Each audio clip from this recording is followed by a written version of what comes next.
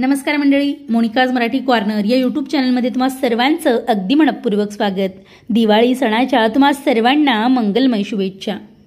दिवाळी सणाच्या वेळी आपण लक्ष्मी कुबेर पूजन हे आवर्जून सर्वजण करतो।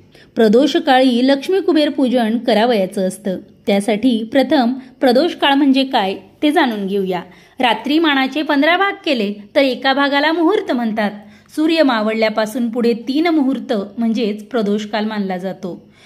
आता या वर्षी 1 तारखेच्या दिवशी आपल्याला लक्ष्मी कुबेर पूजन करायचं आहे। 1 नोव्हेंबर 2024 या दिवशी संध्याकाळी 6:04 ते रात्री 8:35 आपण लक्ष्मी कुबेर पूजन करू शकतात। लक्ष्मी पूजनाच्या दिवशी सकाळी अभ्यंग स्नान करायचं आहे। नवीन वस्त्रालंकार घालून आनंदोत्सव आपल्याला साजरा करायचा आहे। लक्ष्मी कुबेर यांची पूजा करायची आहे। व्यापारी लोक आपल्या हिशेबाच्या वह्यांवर श्री अक्षर लिहून या दिवशी वहींचं पूजन करू शकतात। आता लक्ष्मी आणि तिच्याविषयीची पौराणिक कथा आपण ऐकून घेऊया।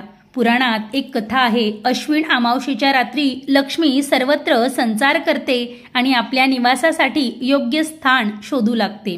जिथे स्वच्छता, सौंदर्य, रसिकता, उद्योगप्रियता, श्रम असतील तेथेच लक्ष्मी आकर्षित होते। तसेच ज्या घरात चारित्र्यवान, कर्तव्यदक्ष, धर्मनिष्ठ, संयमी, सदाचारी, क्षमाशील माणसं राहतात तेथे राहणं लक्ष्मीला आवडतं। लक्ष्मी हा शब्द लक्ष्म्य या चिन्हावरून बनलेला आहे। मात्र कोणत्या चिन्हावरून लक्ष्मीचा बोध होतो हे आपल्याला निश्चितपणे सांगता येत नाही। लक्ष्मीचाच पर्यायी शब्द म्हणजे श्री होय। आता श्री हे अक्षर स्वस्तिकापासून तयार झालेले आहे। श्री आणि लक्ष्मी हे दोन्ही शब्द ऋग्वेदात आपल्याला आढळतात। श्री सुक्ताने लक्ष्मीची उपासना केली जाते। श्री सुक्तात कमळ, हत्ती, सुवर्ण आणि बिल्वफळ या गोष्टी लक्ष्मीशी निगडीत असल्याचं सांगितलेलं आहे। लक्ष्मी हत्तीच्या आवाजाने जागी होते। बिल्व तिचा वृक्ष आहे, ती सुवर्णाची आहे, ती आल्हाददायक आहे, ती स्वतः तृप्त असून तृप्ती देणारी आहे, तिचा वर्ण कमलासारखा असून ती कमलावरच बसलेली आहे। श्री सुक्तात लक्ष्मीची प्रार्थना करताना तिचे काव्यात्मक सुंदर वर्णन केले आहे।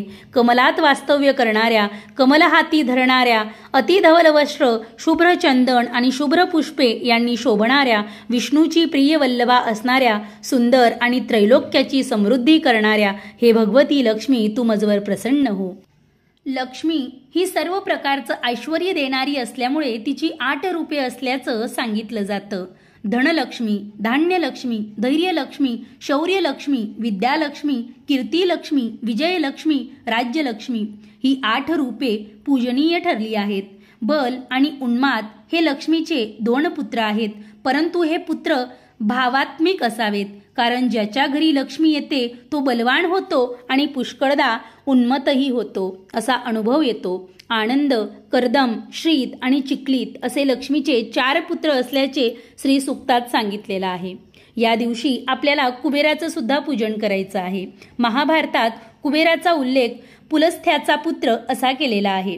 मात्र अथर्ववेदात कुबेराचा वैश्रवण असा उल्लेख आहे। ब्रह्मदेवाचा मानसपुत्र पुलस्त्य, पुलस्त्याचा पुत्र विश्रवा आणि विश्रवाचा पुत्र कुबेर असल्याचं सांगितलं जातं। म्हणून कुबेराला वैश्रवण असे नाव मिळाले। कुबेराने तपश्चर्या करून ब्रह्मदेवाला संतुष्ट केलं आणि त्याच्याकडून संपत्तीचा स्वामी व विश्वरक्षक हे अधिकार प्राप्त करून घेतलेत। नंतर कुबेराने विश्वकर्म्याने बांधलेल्या सुवर्ण तटमंडित लंकेवर अधिकार मिळवला आणि तेथेच तो राज्य करू लागला। कुबेराकडे पुष्पक विमान असल्याचाही उल्लेख आढळतो। पुढे रावणाने कुबेराचे हे सर्व हिरावून घेतले। नंतर कुबेर हिमालयातील अलका नगरीत जाऊन राहिला। लक्ष्मी कुबेर पूजनाच्या वेळी लक्ष्मीजवळच कलशावर कुबेराची प्रतिमा ठेवून त्याची पूजा व प्रार्थना केली जाते। लक्ष्मी पूजनाच्या दिवशी अलक्ष्मी निस्सारण केलं जातं। अलक्ष्मी निस्सारण म्हणजे काय हे आपल्याला माहीत नसेल तर आजचा व्हिडिओ हा संपूर्ण बघा, म्हणजे तुम्हाला लक्ष्मी पूजनाच्या दिवशी अलक्ष्मी निस्सारण कसं केलं जातं त्याची माहिती मिळेल। अलक्ष्मी ही अशुभाची, दुर्भाग्याची देवता मानली जाते। हिची शेणाची मूर्ती बनवून तिला काळं वस्त्र नेसवलं जातं आणि तिची पूजा करून गावाबाहेर नेऊन तिचं विसर्जन करण्याची आपल्याकडे पूर्वापार चालत आलेली प्रथा आहे। आपल्या घरात लक्ष्मीचं वास्तव्य असावं आणि अलक्ष्मी आपल्या घरात येऊ नये यासाठी लक्ष्मीपूजनाच्या दिवशी तिचंही पूजन करून तिला गावाबाहेर नेऊन विसर्जित केली जाते। समुद्र मंथनातून कालकूट नंतर लक्ष्मीच्या अगोदर अलक्ष्मी बाहेर आली म्हणून तिला लक्ष्मीची मोठी बहीण समजलं जातं। तिचं तोंड काळं, डोळे लाल आणि केस हे पिंगट आहे। तिच्या शरीरावर म्हातारपणीच्या खुणा होत्यात।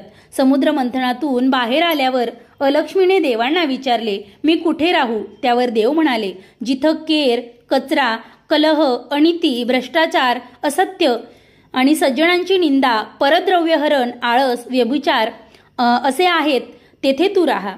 अलक्ष्मीचे वाहन हे गाढव असून तिच्या हातात झाडू आहे। अलक्ष्मी म्हणजे कलह, अस्वच्छता ही आपल्या घरात राहू नये म्हणून लक्ष्मीपूजनाच्या दिवशी लोक झाडूची सुद्धा पूजा करतात। अलक्ष्मी संबंधीची एक कथा सुद्धा आहे। एकदा लक्ष्मी आणि अलक्ष्मी दोघीही एका ऋषींकडे गेल्या। त्या दोघींनीही त्या ऋषींना विचारले, मुनिवर्य, आमच्या दोघींपैकी सुंदर कोण दिसतंय आणि पाहणाऱ्याला आनंद कोणाकडे पाहताना वाटतोय?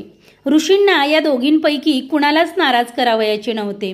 ते म्हणाले, तुम्ही दोघीही समोरच्या झाडाला हात लावून इथं या, मग मी तुम्हाला तुमच्या प्रश्नाचे उत्तर देतो। दोघीही पळत पळत झाडाला हात लावून परत त्या ऋषींकडे आल्या। ऋषी म्हणाले, अलक्ष्मी, तू इथून जात असताना सुंदर दिसत होतीस आणि लक्ष्मी, तू इथं येत होतीस त्यावेळी सुंदर दिसत होतीस। दोघींचं समाधान झालं।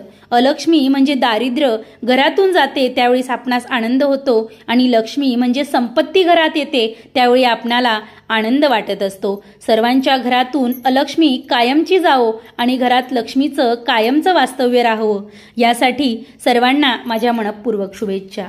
लक्ष्मीपूजन, दीपावली, पाडवा आणि भाऊबीज या सणांच्या देखील मंगलमय शुभेच्छा।